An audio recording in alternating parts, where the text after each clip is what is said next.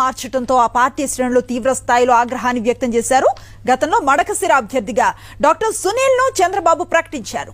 అయితే తాజాగా అభ్యర్థిని మారుస్తూ ఎంఎస్ రాజుకు టికెట్ ను కేటాయించి బీ ఫామ్ ను అందజేశారు చంద్రబాబు.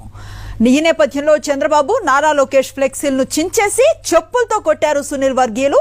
టీడీపీ జెండాలకు నిప్పు పెట్టి తమ ఆగ్రహాన్ని వ్యక్తం చేశారు.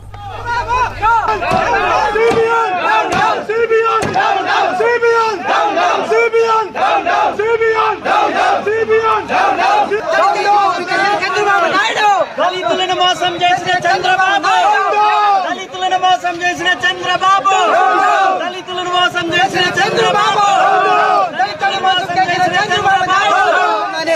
ఇన్ని సంవత్సరాలు ఈ జెండా మోసిన దానికి మాకు ఇచ్చిన దళితులకు వాల్యూ ఇదే. చూడండి, ఈ రోజు జెండాలు ఆశీర్వదించి పంపించడం చెప్పారు.